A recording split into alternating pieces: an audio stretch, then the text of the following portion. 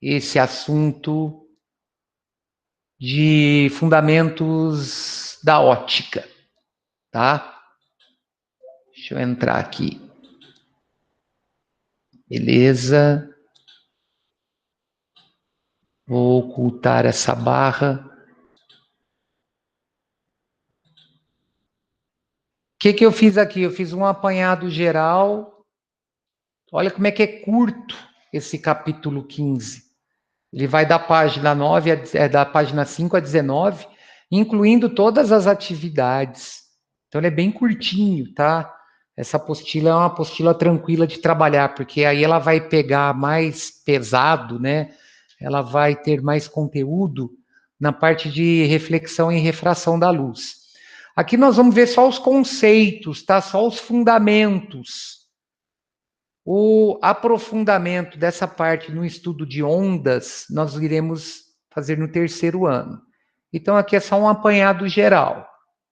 Então, observe, o estudo da ótica, área na física na qual são estudados fenômenos e comportamentos relacionados à luz, se subdivide em três campos: a ótica física, a ótica geométrica e a fisiológica. Nós vamos estudar os três, tá? A ótica física trata de fenômenos como a interferência e a polarização, que estão diretamente associados à natureza da luz. É o primeiro assunto que nós vamos abordar daqui a pouco. A ótica geométrica trata dos fenômenos associados ao princípio de Fermat, segundo o qual a luz percorre o trajeto entre dois pontos no menor intervalo de tempo possível. A reflexão e a refração são exemplos dos fenômenos estudados na ótica geométrica. Então, isso daqui, ó, ótica física, nós vamos ver nesse capítulo 15, tá? E no capítulo 16, nós vamos aprofundar nesse estudo aqui relacionado à reflexão, à refração. Beleza? E no capítulo 16 também nós vamos trabalhar com a ótica fisiológica, que trata de todo o processo desenvolvido no sentido da visão. Problemas oculares como miopia, hipermetropia, astigmatismos. Astigmatismos são os principais objetos de estudo nessa área. Por exemplo, eu tenho miopia porque eu tenho problema de enxergar de longe. E tem presbiopia, que é um problema que a gente vai desenvolvendo conforme vai ficando velho. Eu tenho problema de enxergar de perto. A presbiopia é aquele fenômeno que ocorre com as pessoas que tem que ir esticando o braço para ir lendo as coisas, porque vai tendo uma dificuldade para enxergar, né? O pessoal fala que é o problema do braço curto. Então, você vai esticando para ler. E se você não trata, o problema só vai aumentando. Eu fiquei 4 anos sem ir no oftalmo, eu tive um aumento de 1,5 grau na presbiopia e tive um aumento de 2,8 mais ou menos na miopia. Então, no início, depois que eu mandei fazer esse óculos novo aqui, eu sofri um pouco por causa do aumento no grau, né? Aí tem como ele subdivide o posicionamento do olho no eixo óptico dele para perto e para longe, até você acostumar com a posição, você sente tontura, porque você passa de uma...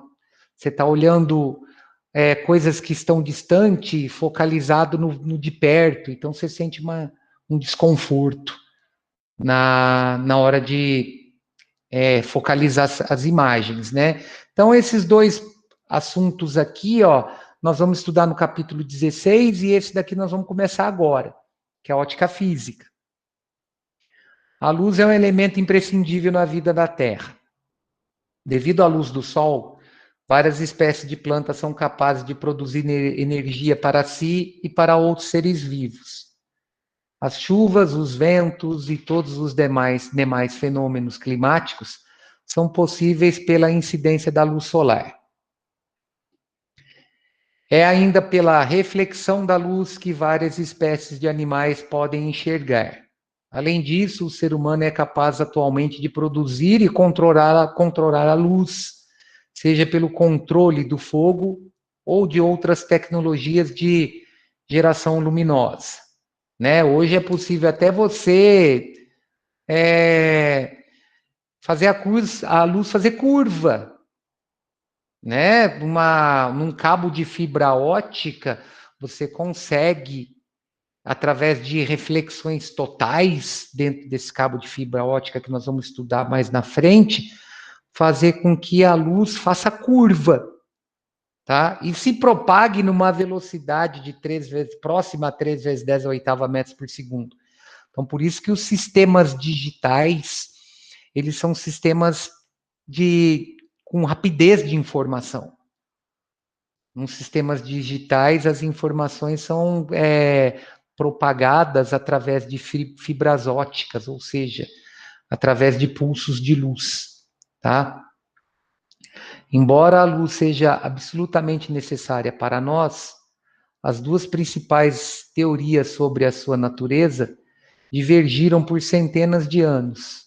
São elas a teoria corpuscular e a teoria ondulatória da luz. De certa forma, essa oposição foi unida no século XX e se estabeleceu um novo entendimento para a natureza da luz, a onda-partícula. Então, no início do século XX, o princípio da dualidade da luz tornou-se a única solução para contemplar simultaneamente o comportamento ondulatório e o comportamento corpuscular da luz. Isso nós vamos ver agora. Então, a teoria corpuscular. Pessoal, nós não vamos nos preocupar aqui em desenvolver métodos matemáticos para desenvolver essas teorias, tá?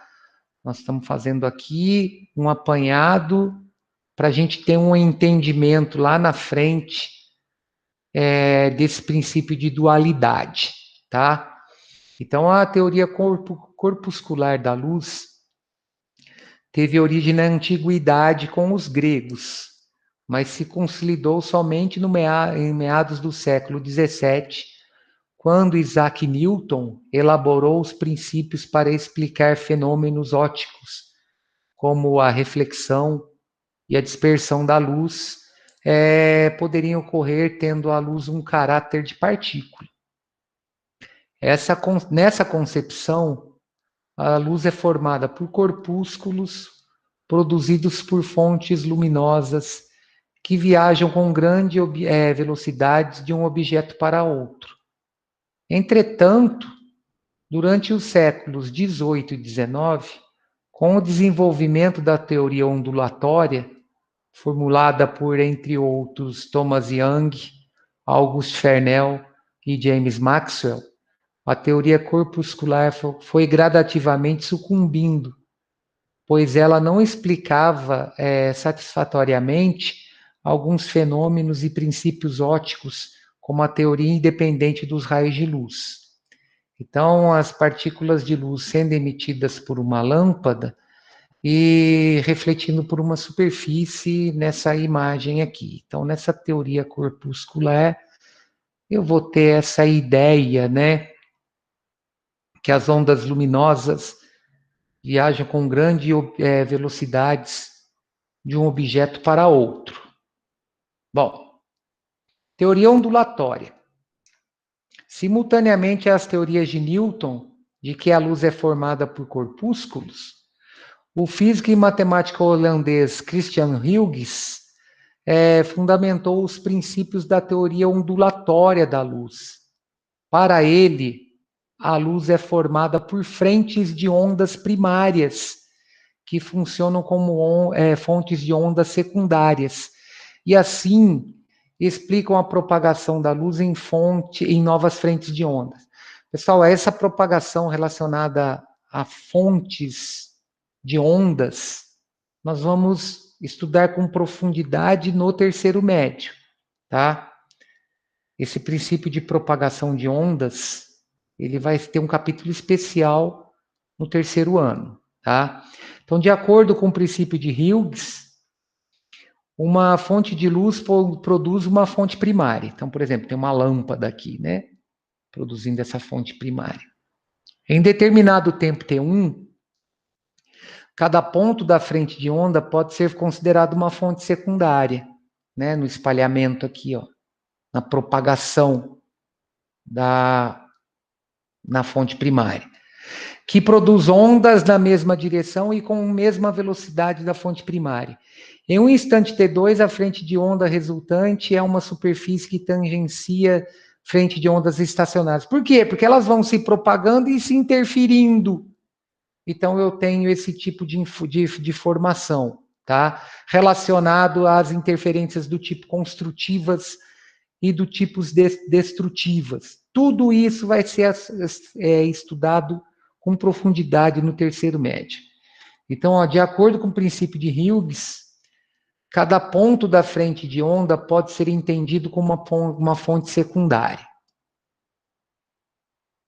Então, eu coloquei esse GIF aí só para deixar meio psicodélico o negócio, tá? Relacionado a essa propagação da luz em fontes primárias. Quem gera, né?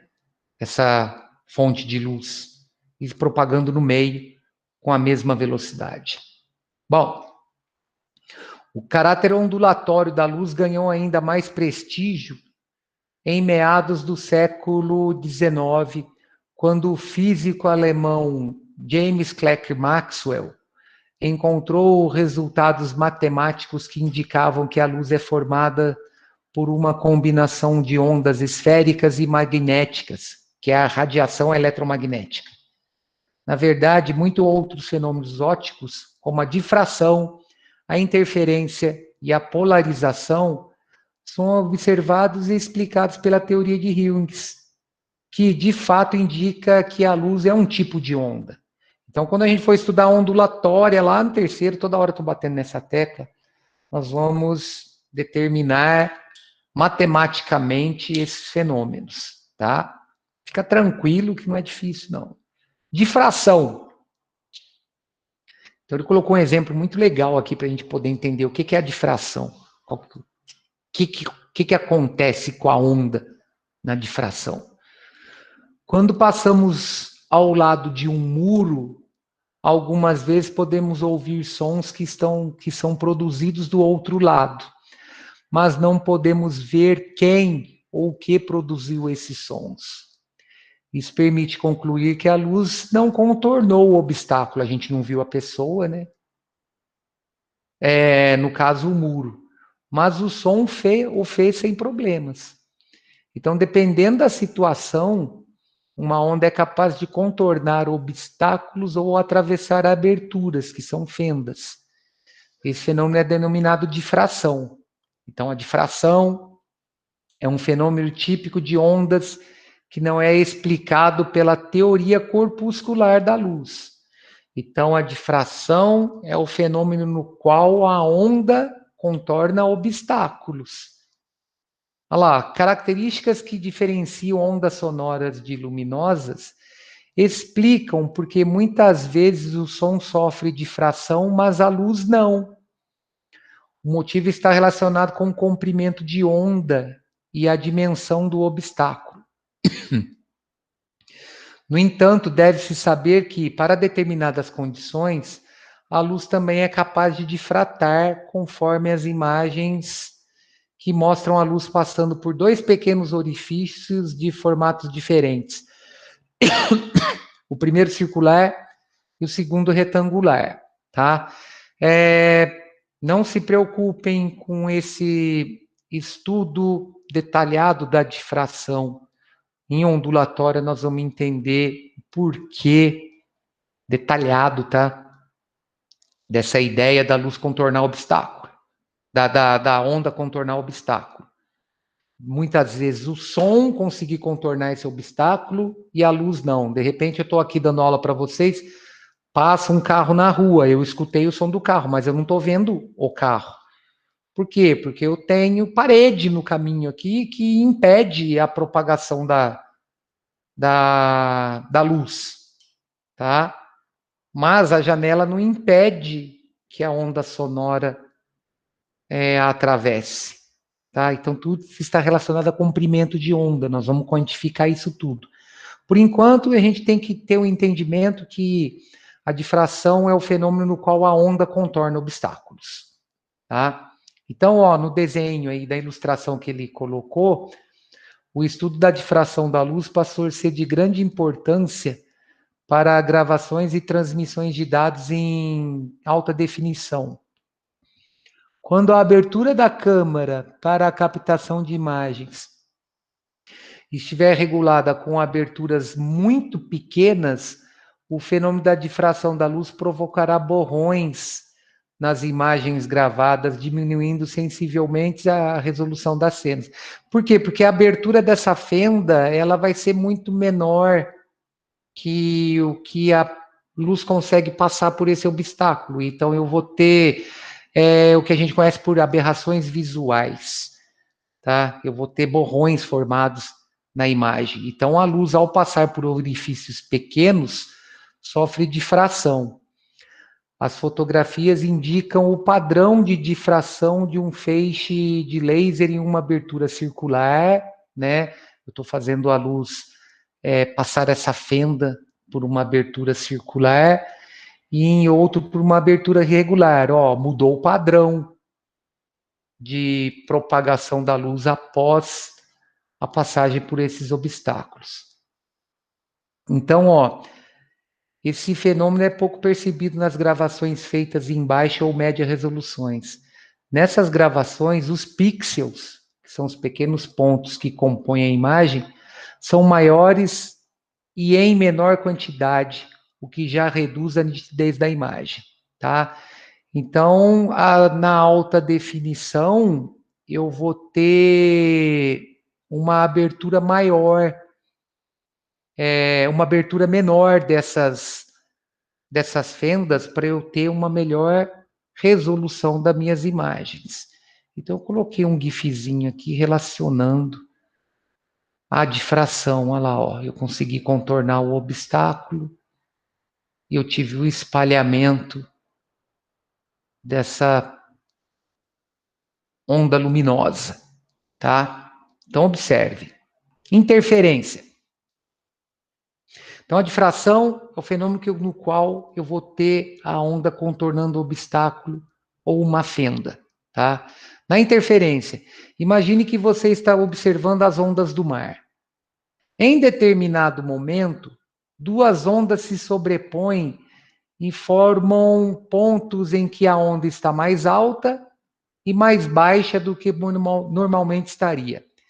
Esse fenômeno é denominado de interferência e também ocorre com ondas luminosas. Então, eu coloquei aqui, ó, uma ilustração mostrando esse fenômeno de interferência, né?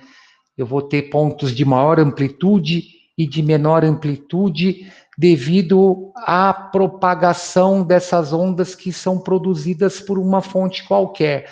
No caso, não sei se dá para vocês observarem, tem uma pessoa aqui provocando essas ondas, né? Batendo a mão na água.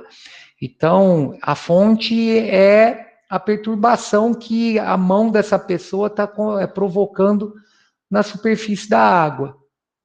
Essa perturbação vai fazer com que ocorra uma propagação dessas ondas em todas as direções. E eu vou ter frentes de ondas que propagando na mesma direção e em sentido contrário, se encontrando. Esse encontro vai causar a interferência, tá? O encontro dessas frentes de onda causa interferência. Eu coloquei um exemplo de um lago aqui que fica mais fácil de a gente observar o que está acontecendo, tá? Como a onda, a luz tem um comportamento ondulatório também, eu posso associar essa ideia, tá? Então, observe a imagem ao lado, no qual a onda passa por duas fendas. Primeiro por essa fenda aqui, depois por essas duas fendas aqui, ó. É possível perceber que, após as difrações, novos feixes de luz propagam-se por todo o espaço e, como consequência, passam a interagir um com o outro. Então, eu tive a frente de onda passando por um obstáculo aqui, eu não vou causar interferência. Eu tenho aqui a difração causada por esse obstáculo. A partir do momento que essa frente de onda aqui passa por essas duas fendas, eu vou ter uma variação no comprimento de onda, não, na propagação dessa onda, devido ao tamanho dessa fenda. Aí o que vai acontecer? Eu crio novas frentes de onda, devido a essa fenda 1 e essa fenda 2. A criação dessas novas frentes de ondas faz com que, na propagação dessas frentes, eu tenha a interferência entre elas. Uma vai se sobrepor à outra. Por exemplo, quando você está vendo televisão, por exemplo. Aí, de repente, você liga um aparelho eletrodoméstico na cozinha, você liga um liquidificador. O que acontece na televisão? A televisão, dependendo da sintonia que você se encontra, né? No tipo de frequência que você está sintonizando a televisão, canal aberto, por exemplo, a frequência do liquidificador vai interferir na frequência daquele sinal que você está recebendo. Então a imagem vai ficar chuviscada na tela da televisão, né? Então esse é um fenômeno que a gente pode observar de interferência, é uma onda interferindo na outra, é uma onda sobrepondo a outra. Então, como resultado dessa interferência, nos diversos pontos depois das fendas, observa-se a anulação, diminuição ou maximização da energia total propagada pelas ondas.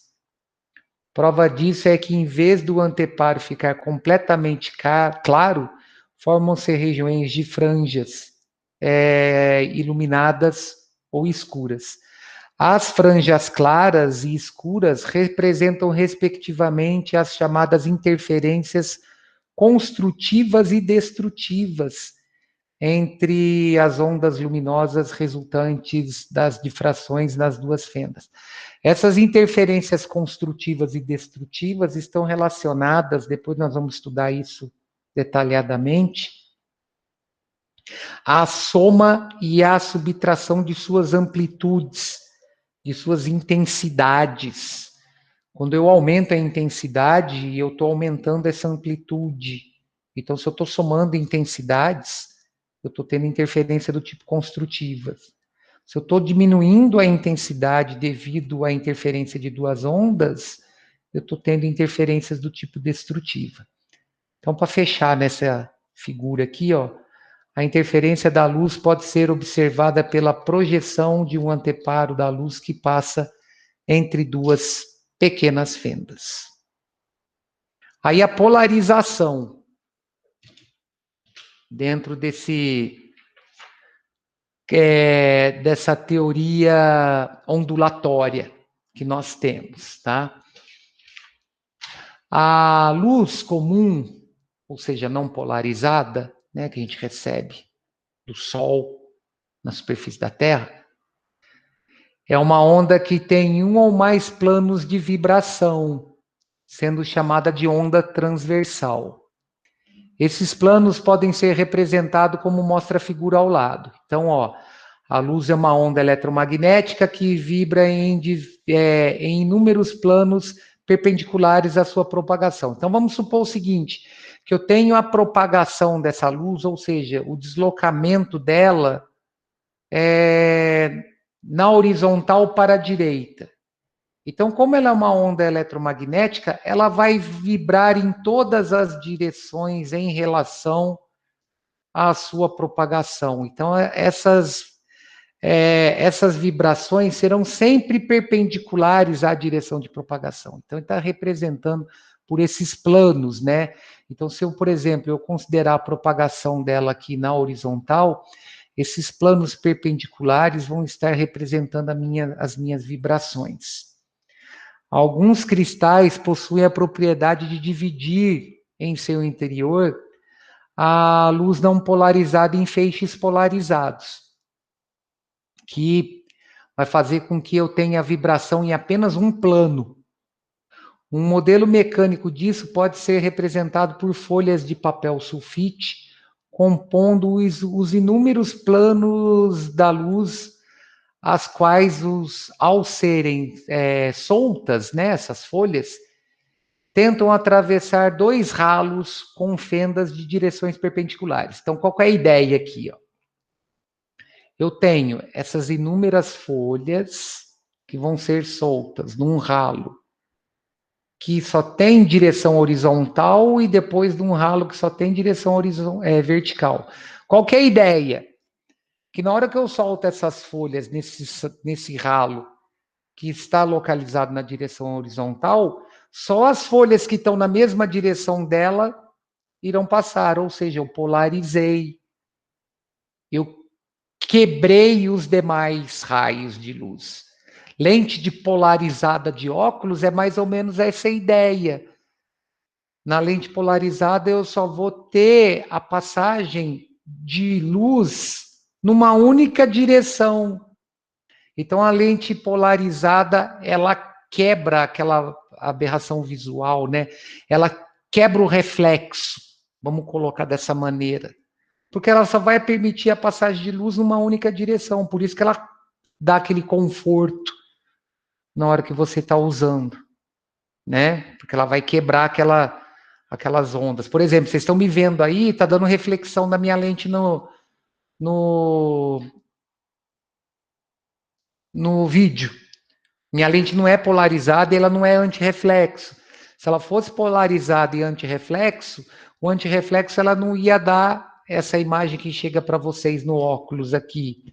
E o polarizado para mim, eu ia ter um conforto melhor para ficar lendo o que eu estou passando para vocês, porque eu teria a propagação da luz passando pelo óculos numa única direção. Então, o que o polarizador faz? Ó? O polarizador pode ser compreendido de modo análogo como uma grade que permite a passagem de somente alguns planos de vibração da luz. Então, ó, o que acontece aqui no primeiro ralo aqui? Ó?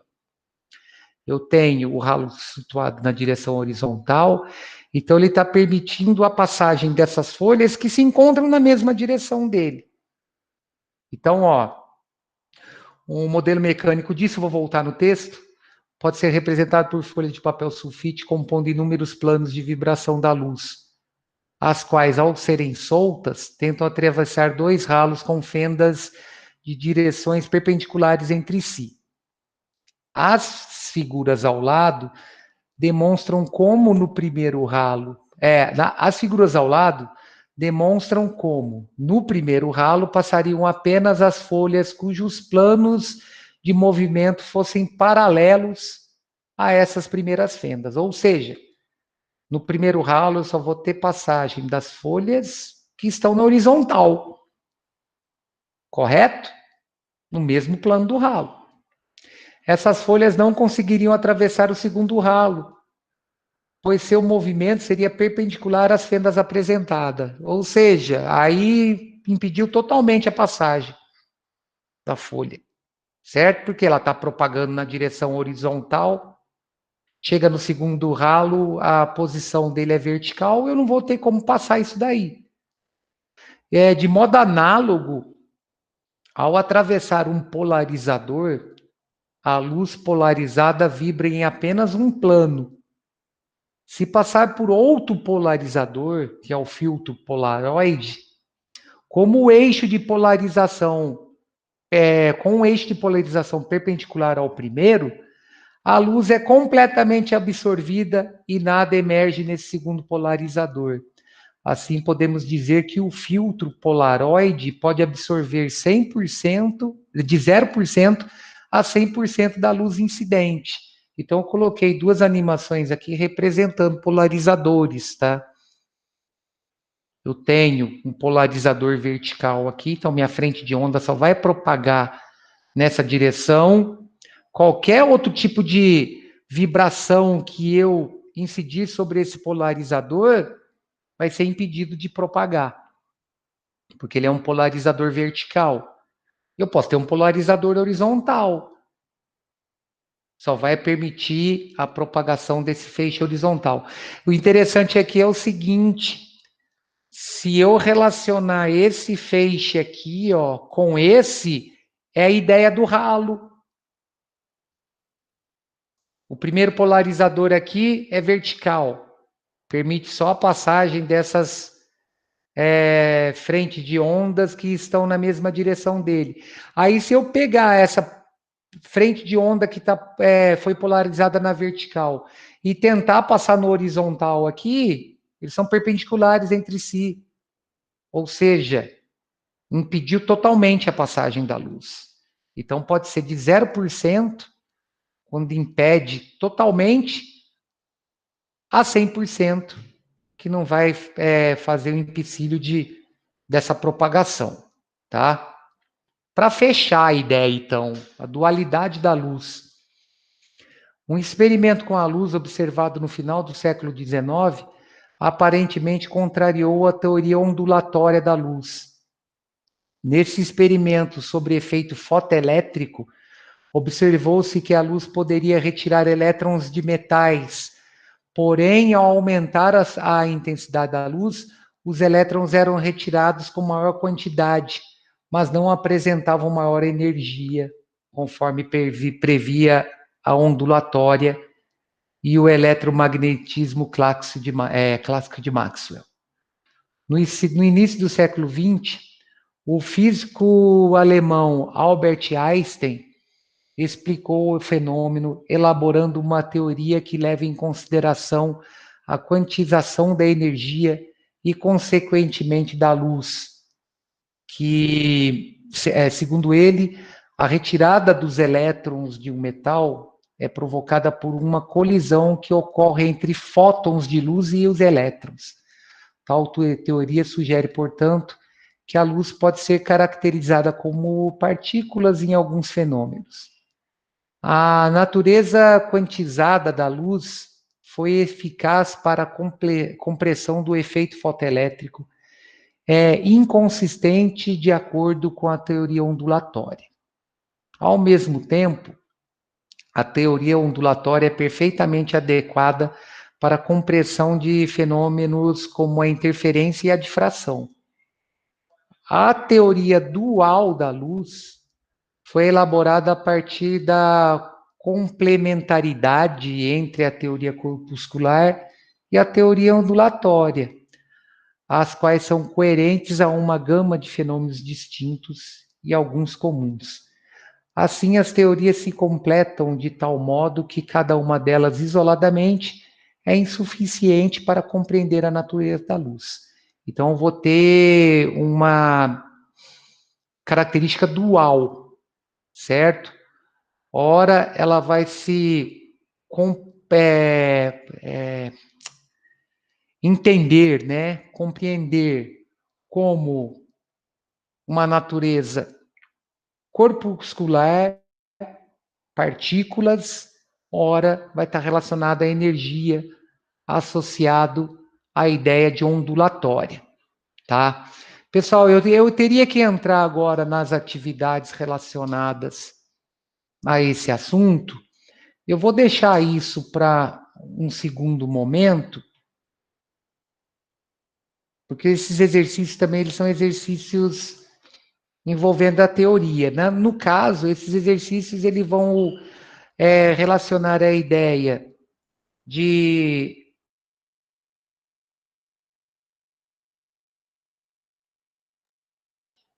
tá? Eu vou deixar isso para quarta-feira que vem, porque senão eu vou entrar muito no tempo aí eu vou querer terminar e hoje foi meio cansativo, eu sei, é muito teórico, mas para a gente chegar em cálculo um pouquinho mais para frente, a gente tem que ter essa ideia teórica. A gente não vai ser expert nesse assunto, nós não vamos aprofundar esse assunto aqui nesse momento. Nós vamos só dar essa ideia para a gente poder compreender depois os fenômenos, tá? Então eu vou ficar por aqui hoje só lembrando da tarefa de sexta-feira agora, tá? Até anotei aqui, ó. É do 18 ao 30 da apostila anterior, tá? Volume 7. página 62 a 64. Então, isso é para dia 9 agora, tá? Segunda-feira nós estamos liberados. Segunda-feira é feriado. Então, a gente volta agora a encontrar na quarta-feira. Quarta-feira eu resolvo esses exercícios e aí a gente já entra no estudo das fontes de luz e dos meios de propagação. Nós vamos entender a ideia dos eclipses, tá? Beleza, pessoal? Então, hoje é isso. Boa semana para vocês aí. Não esqueçam da Beleza, tarefa. professor, fica com Deus. Falou, Gabriel. Valeu, professor. E falou, Maria Fernanda. Não Falou, esqueça da professor, tudo de tarefa. bom. Hoje tem Mengão Falou. e o negócio é que nós tem Gabigol, acabou. Beleza. Bom feriado pra vocês. Tudo de bom aí. Tchau, Bárbara. Um abraço. Beleza, então, professor. Tudo de Falou, novo, Kari. professor. Falou, bom feriado. Falou, tchau, Rafael. Tchau, Kari. Bom feriado pra vocês.